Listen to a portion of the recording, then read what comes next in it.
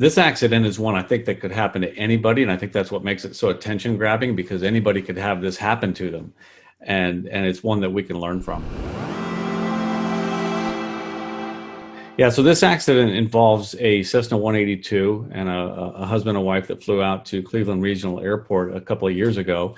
And when they were pre-flighting the aircraft for their return flight home, the wife reported hearing the engine or the propeller turn, and then saw her husband laying on the ground. And what had happened is he probably tried moving the propeller, and the engine fired and the propeller hit him. And sadly, it turned out to be a fatal accident.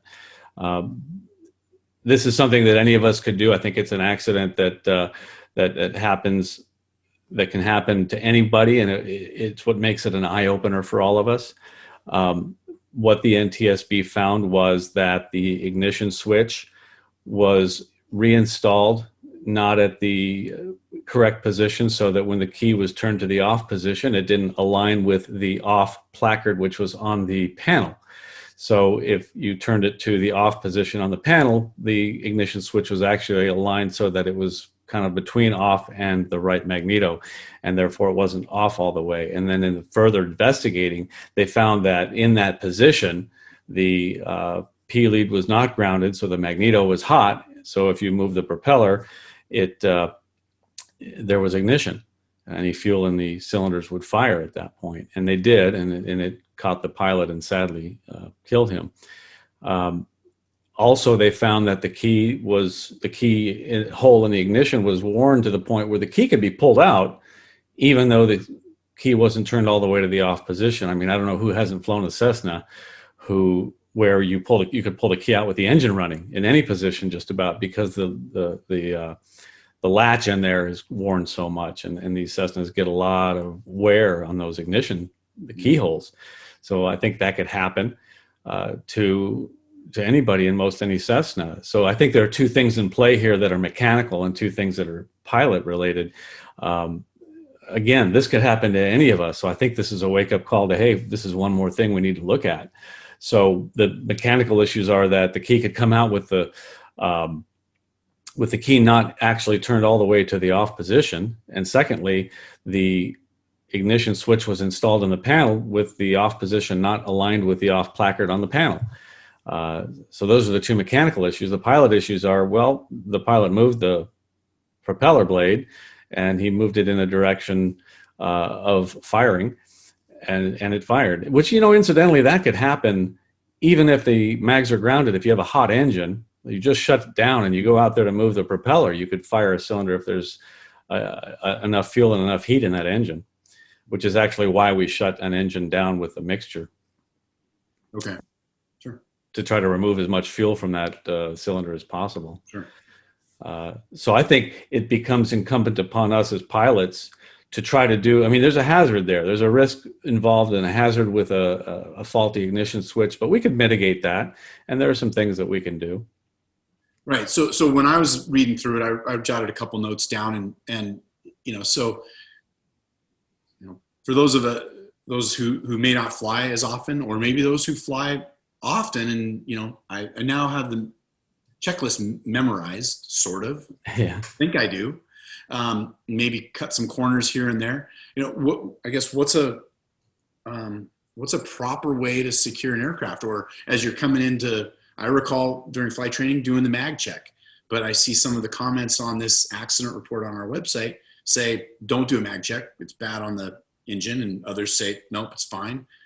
What are some ways to properly secure an aircraft after flying?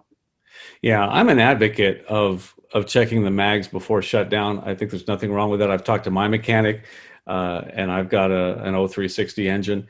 So maybe it depends on your engine, but I would talk to your individual mechanic. I would hate to say that it's okay for any engine to do that, but it's important to do it right, to do a post-flight magneto check, basically.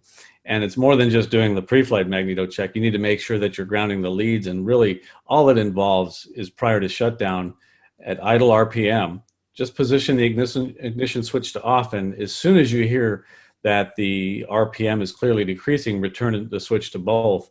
And if you do it fast enough, you're not going to have enough fuel built up in there. The problem is if you do it too slowly, you're going to have fuel build up in there, and then you go back, turn the ignition on, you're going to have a pretty good backfire. That's not good. So if it's done quickly, it's okay. You also need to be careful not to go too aggressive back to the on and re-engage or crash engage the starter.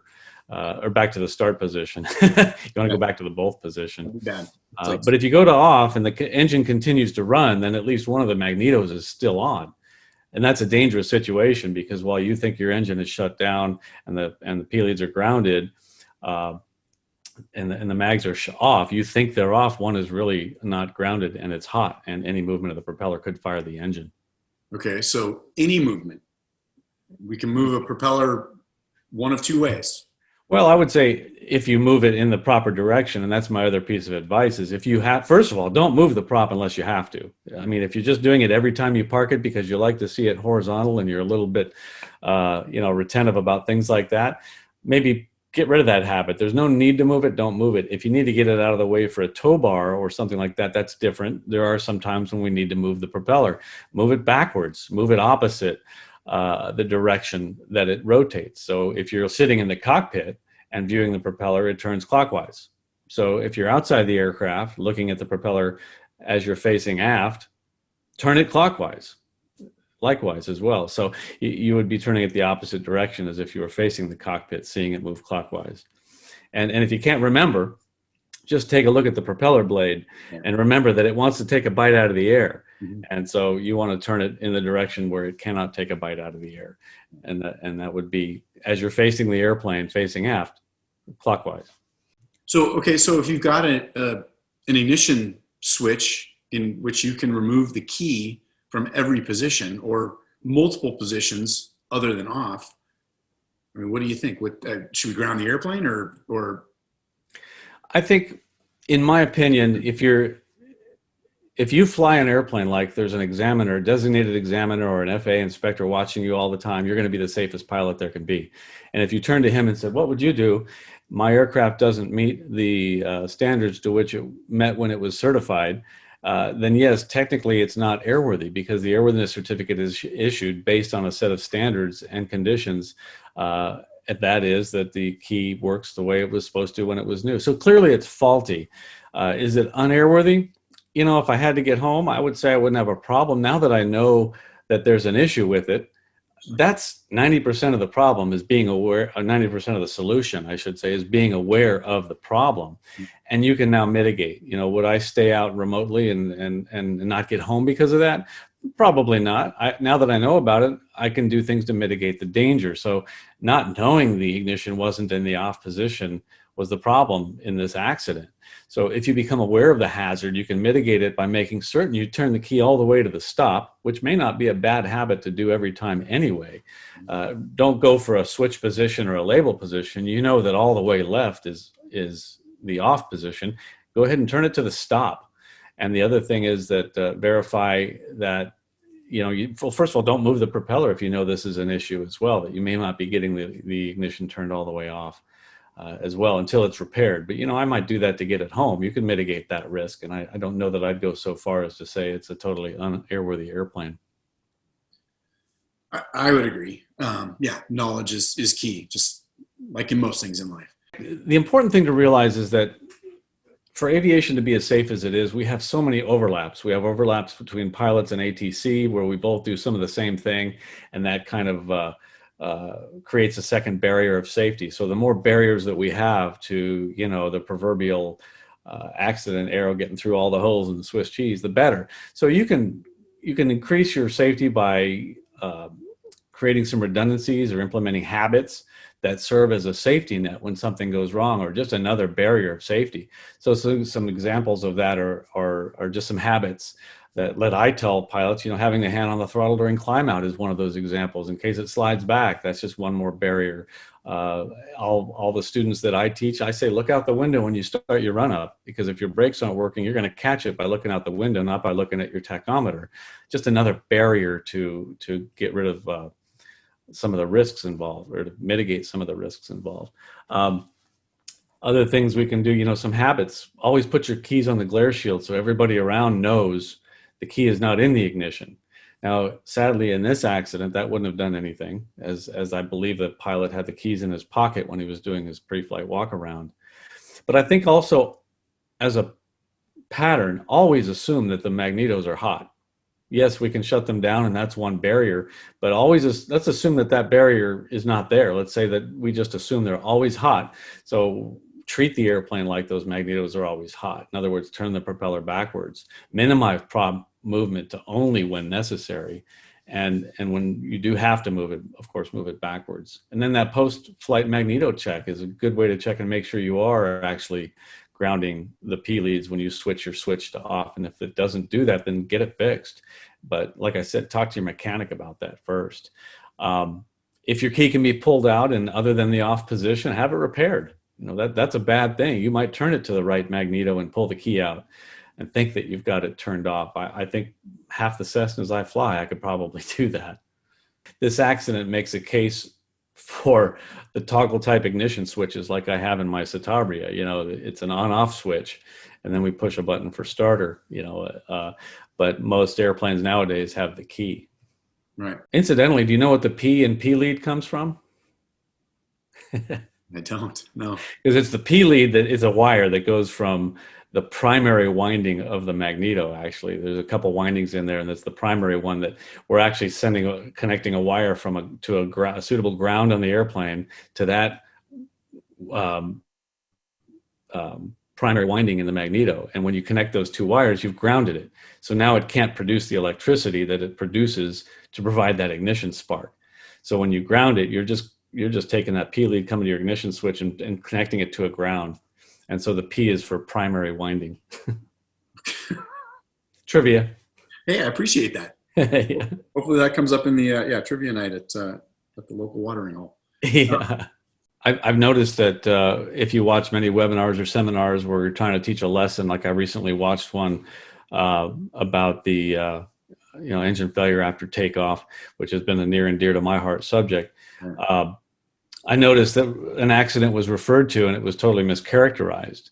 And so people try to learn from these accidents, but there are people out there describing accidents without really knowing what happened in that accident. And if you want to know the real hard fact details, what really did happen, you can go to the NTSB website and search the accident dockets for that accident. All you really need to know is the date it happened, and you can search by all kinds of different search parameters and find the docket. And the docket will have the ATC transcript. It will have sometimes the radar ground track. It will have a lot of data. It might even have a deep dive study on where the sun was at this point in this accident. The sun was this many degrees above the horizon. And there's so many really, really comprehensive NTSB studies that are completed to recreate an accident and to come up with the scenario and find what really happened, that if you really want to study an accident, you need to get into that. And don't take somebody's word for it. And absolutely don't listen to the media, what they say about an accident. You know, they're going to try to dramatize and say something that's fanatical and sounds good. The mainstream media. Exactly. Not aviation media. Right. Exactly. So speaking of diving into the docket, I did find some. I don't know if you had a chance to see this. I'll share my screen. So here are the pictures from the FAA of this accident. So this is what the ignition switch looks like as it should be. Here's what it was positioned after the accident. Confirming that the throttle was closed and mixtures pulled, and then here's the airplane, and it seems very sad to me to see caution tape around it. Yeah, it's horrible to see this, but that's what people can say, well, maybe they had the mixture in, or maybe you can suppose all you want, or you can go right to the NTSB docket and see the actual scenario. Right. They'll take these pictures and studies are done, and you can learn exactly how the airplane was configured when the accident happened. And that tells you a lot more about what happened. And, we all want to know as pilots what happened in an accident. Just as a friend comes to you with cancer and it's very sad and you want to find out what were their first symptoms because you don't want it to happen to you. Mm-hmm. So you ask them, how did you first catch it? Because I don't want to catch it. So you hear about an accident. You want to hear what happened because you don't want to have an accident. You want to learn from, sadly, what they did. We need to at least not let them die in vain. learn from what happened to them so that this shall not happen to anybody else. And that's why pilots really do have the innate desire to learn from the accidents of others. And it's incumbent upon them to learn how to do so. Yeah. And they can go, again, like I said, to my website, captainschiff.com, and scroll down all my list of seminars to the one called Accident Review or Lessons Learned. And there's a PowerPoint that talks about how to do that. Some people will argue that to move a propeller backwards is going to turn the vacuum pump backwards and you're going to damage your vacuum pump. I've heard that argument made. I went to my mechanic and said, hey, is that going to hurt anything? He goes, the vacuum pump can turn either way. It's made to turn. You can go either way. It's not going to hurt it at all. So if you're reluctant to turn your propeller backwards for that reason, you can wipe that reason out. Okay. Simple accident, simple cause, simple lesson to be learned, but some very important takeaways. Exactly. Very important. That's exactly what I was going to say.